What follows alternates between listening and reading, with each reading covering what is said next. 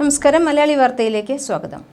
മാതാപിതാക്കളും സഹോദരിയും ഉൾപ്പെടെ 4 പേരെ നിഷ്കരുണം കൊലപ്പെടുത്തിയിട്ടും കൂസലൊന്നുമില്ലാതെ പുഞ്ചിരിയോടെ തെളിവെടുപ്പിനെത്തിയ കേഡൽ ജെൻസൺ രാജ. കേരളത്തെ ഞെട്ടിച്ച നന്ദൻകോട് കൂട്ടക്കൊല കേസിലെ കേഡൽ ജെൻസൺ കുറ്റക്കാരനെന്ന് തിരുവനന്തപുരം 6ാം അഡീഷണൽ സെഷൻസ് കോടതി വിധി പറഞ്ഞു. പുഞ്ചിരി തൂകി പോലീസുകാരുടെ ചോദ്യങ്ങൾക്ക് കൃത്യമായി മറുപടി നൽകുന്ന കേഡൽ അന്ന് സ്വന്തം മാതാപിതാക്കളെയും സഹോദരിയെയും കൊലപ്പെടുത്തിയത് എങ്ങനെയാണെന്ന് അനുകരിച്ച് കാണിക്കുകയും ചെയ്തിരുന്നു. കൂട്ടക്കൊലയിൽ തിരുവനന്തപുരം 6ാം അഡീഷണൽ സെഷൻസ് കോടതിയാണ് കേഡലിനെ കുറ്റക്കാരനാണെന്ന് കണ്ടെത്തിയത്. ശിക്ഷ വിധിക്കുന്നതിൽ വാദം നാളെ ചൊവ്വാഴ്ചയാണ് നടക്കുന്നത്. 2017 ഏപ്രിൽ 9-നാണ് ക്ലിഫ് ഹൗസിനോട് സമീപമുള്ള വീട്ടിൽ അമ്മ ഡോക്ടർ ജീൻ പത്മ, അച്ഛൻ പ്രൊഫസർ രാജ് തങ്കം, സഹോദരി കരോലിൻ, ബന്ധു ലളിത എന്നിവരെ കേഡൽ കൊലപ്പെടുത്തിയത്. 3 പേരുടെ മൃതദേഹം കത്തിക്കരിഞ്ഞും ഒരാളുടേത് കിടക്കവിരിയിൽ പൊതിഞ്ഞ നിലയിലുമായിരുന്നു കണ്ടെത്തിയത്. കൃത്യം നടത്തി മൃതദേഹം കത്തിക്കുന്നതിനിടെ തീപിടുത്തമുണ്ടായതോടെ വീട്ടിൽ നിന്ന് രക്ഷപ്പെട്ട് ചെന്നൈയിലേക്ക് മുങ്ങിയ പ്രതിയെ തിരികെ തിരുവനന്തപുരത്ത് തന്നെ എത്തിയപ്പോൾ പോലീസ് കൈയോടെ പിടികൂടുകയായിരുന്നു. പക്ഷേ കൊലപാതകത്തിന്റെ കാരണമായി തീർത്തും വിചിത്രമായ മൊഴിയാണ് കേഡൽ പോലീസിന് നൽകിയത്. 30 വയസ്സുകാരന്റെ മൊഴി കേട്ട് അന്ന് പോലീസുകാരും ആദ്യഘട്ടത്തിൽ അമ്പരന്നിരുന്നു.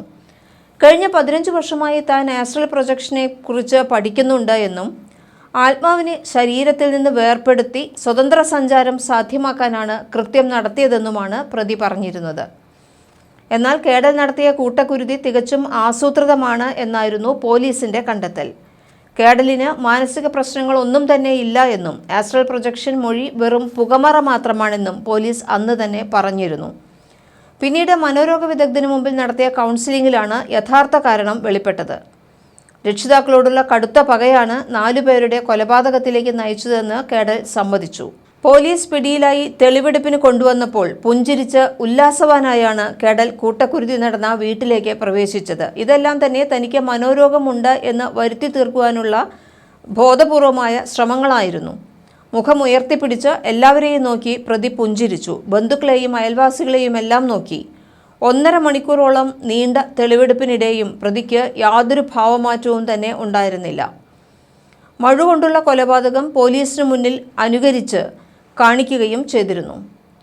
കേഡൽ ഇപ്പോഴും പൂജപ്പുര സെൻട്രൽ ജയിലിലാണ്. 10 വർഷത്തിലേറെയായി കുടുംബാംഗങ്ങൾ അറിയാതെ കേഡൽ സാത്താൻ സേവ നടത്തിയിരുന്നു എന്നാണ് പറയുന്നത്.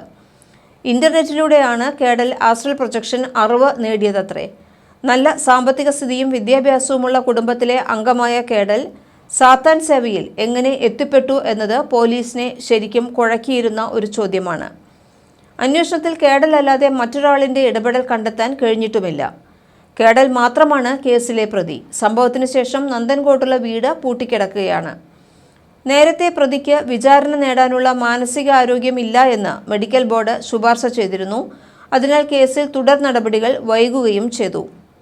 പിന്നീട് സഹതടവുകാരനെ ആക്രമിച്ച പശ്ചാത്തലം ഉള്ളതിനാൽ കേഡലിനെ മിക്ക സമയത്തും ഒറ്റയ്ക്കായിരുന്നു ജയിലിൽ പാർപ്പിച്ചിരുന്നത്. ആരോഗ്യ പ്രശ്നങ്ങളുള്ളപ്പോൾ വ്യക്തി ശുചിത്വത്തിൽ അത്ര ശ്രദ്ധ ചെലുത്താറില്ല എന്നതൊഴിച്ച് മറ്റു പ്രശ്നങ്ങളൊന്നും തന്നെ കേഡൽ ജയിലിൽ ഉണ്ടാക്കിയിട്ടുമില്ല. ഇടയ്ക്ക് ശ്വാസകോശത്തിൽ ഭക്ഷണം കുടുങ്ങി ഗുരുതരാവസ്ഥയിലായിരുന്നു. പക്ഷേ അത് പിന്നീട് രക്ഷപ്പെടുകയും ചെയ്തു. കേഡലിൻ്റെ ജയിലിലെ പെരുമാറ്റം അടിമുടി വിചിത്രമായിരുന്നു. ജയിൽവാസത്തിനിടെ കേഡൽ സഹതടവുകാരനെ ആക്രമിച്ച സംഭവം ഉണ്ടായിരുന്നു. ഇതോടെയാണ് ജയിലിലെ സെല്ലിൽ ഒറ്റയ്ക്ക് താമസിപ്പിക്കാൻ തുടങ്ങിയത്. ഇതിനിടെ വിചാരണ നേരിടാനുള്ള മാനസികാരോഗ്യം ഇല്ല എന്ന് മെഡിക്കൽ ബോർഡും ശുപാർശ ചെയ്തു. അതോടെ കൂട്ടക്കൊലക്കേസിലെ വിചാരണ ആരംഭിക്കാൻ ഏറെ നാൾ വൈകുകയും ചെയ്തു. ഇത്ര നാളും പക്ഷേ ജയിലിൽ തന്നെയായിരുന്നു കേഡൽ. ജയിലിൽ കളിയും ചിരിയുമായി കഴിഞ്ഞിരുന്ന കേഡൽ ആദ്യ നാളുകളിൽ ജയിൽ ജീവനക്കാർക്കും അത്ഭുതമായിരുന്നു. ജയിലിൽ വെച്ച് താൻ മാതാപിതാക്കളുമായി സംസാരിക്കാറുണ്ട് എന്നായിരുന്നു കേഡലിൻ്റെ അവകാശവാദം. 10 വർഷത്തിലേറെ ആസ്ട്രൽ പ്രൊജക്ഷനും സാത്താൻ സേവയും പരിശീലിച്ച തനിക്ക് ആത്മാക്കളുമായി സംസാരിക്കാൻ കഴിയുമെന്നും ഇയാൾ അവകാശപ്പെട്ടിരുന്നു. പലപ്പോഴും കേഡലിൻ്റെ വിചിത്രമായ അവകാശവാദങ്ങളും പെരുമാറ്റങ്ങളും ജയിൽ ജീവനക്കാരെ എപ്പോഴും അമ്പരപ്പിക്കുകയും ചെയ്തിരുന്നു.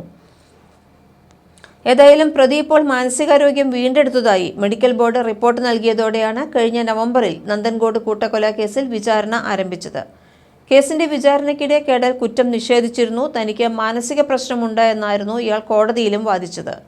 വിചാരണ വേളയിൽ താൻ നിരപരാധിയാണെന്നും കുറ്റം ചെയ്തിട്ടില്ല എന്നുമാണ് കേഡൽ പറയുന്നത്.